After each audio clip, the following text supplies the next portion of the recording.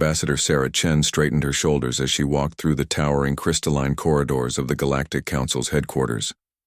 The structure itself was a monument to alien superiority, walls that sang with harmonic frequencies, floors that shifted color based on the emotional state of those walking upon them, and ceiling murals that moved and changed to tell the stories of 1,000 conquered worlds. Today, those floors beneath her feet glowed a steady, confident blue. The great assembly chamber stretched before her like a coliseum designed by beings who had never known the concept of humility. Representatives from 847 different species sat in concentric circles, their forms as varied as the stars themselves. The Zephyrians with their gossamer wings that caught light like prisms, the hulking Chronites whose rocky hide could deflect plasma fire, the ethereal Luminari who existed as much in the realm of pure thought as they did in physical space.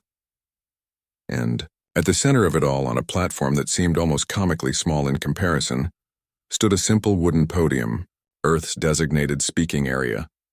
Council Prime Vextar rose from the highest tier, his 4 arms gesturing with theatrical grandeur.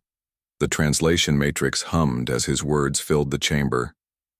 Beings of the Galactic Council, his voice boomed, we gather today to address the application of the species that calls itself human for membership in our esteemed organization. A ripple of what could only be described as condescending amusement passed through the assembly. Sarah had expected this. The briefings back on Earth had been clear. Humanity was seen as primitive, warlike, and utterly beneath the notice of advanced galactic civilization. Vextar's compound eyes fixed on Sarah with unmistakable disdain. The humans claim to bring value to our council. They speak of their innovation and adaptability as if these crude concepts could contribute to our perfect society. The ethereal delegate Catheta materialized more fully, her crystalline form chiming with each word. Their homeworld still suffers from resource scarcity, territorial disputes, and primitive energy systems. How could such a species possibly contribute to our post-scarcity civilization? Furthermore, added Delegate Morgoth, his tentacles writhing with apparent disgust, their so-called achievements are laughably basic.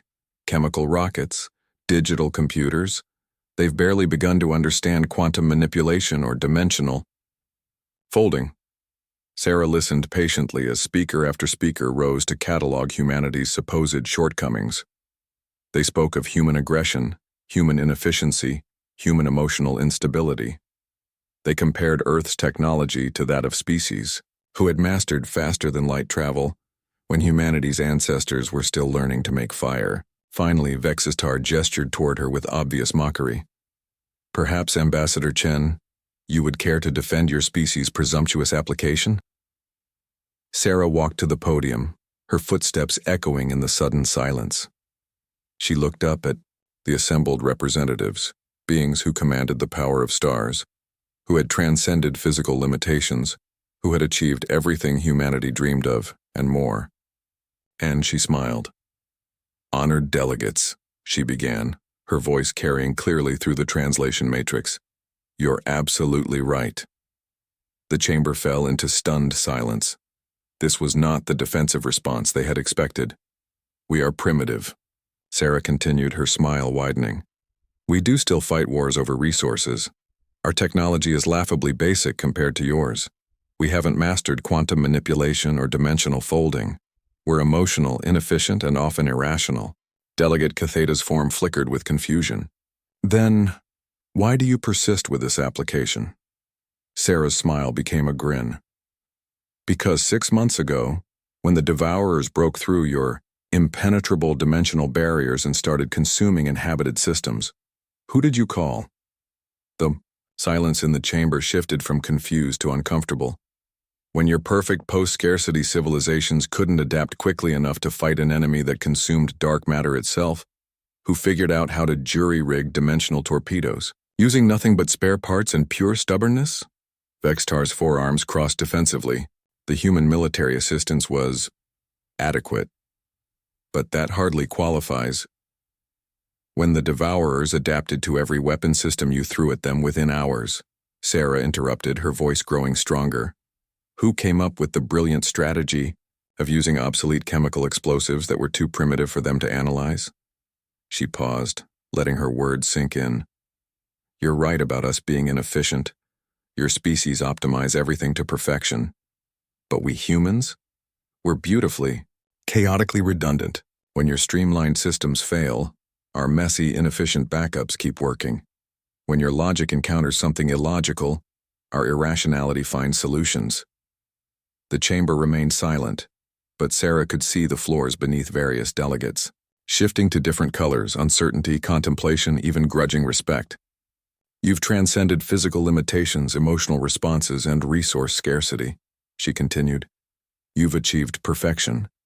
And because of that perfection, when the truly unexpected happened, you couldn't adapt. You'd optimized out the very inefficiencies that would have saved you. Sarah spread her hands wide, addressing the entire assembly. We're not applying to join your council because we think we're worthy of your perfection. We're applying because your perfection needs our chaos. Your optimization needs our redundancy. Your logic needs our beautiful, stubborn, impossible human irrationality. She paused, then delivered her final words with quiet confidence. The devourers are gone now, thanks to tactics no logical being would ever have conceived. But something else will come eventually, something else that your perfection won't be able to handle.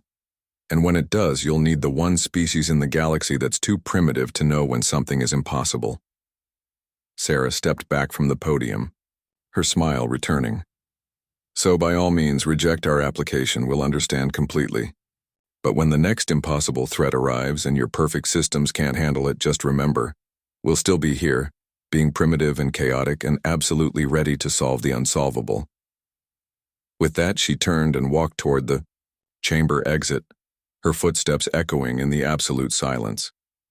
Behind her, the floor beneath the podium glowed a brilliant, unmistakable gold, the color the station's emotional sensors reserved for profound truth. The vote was unanimous. Welcome to the Galactic Council, humanity.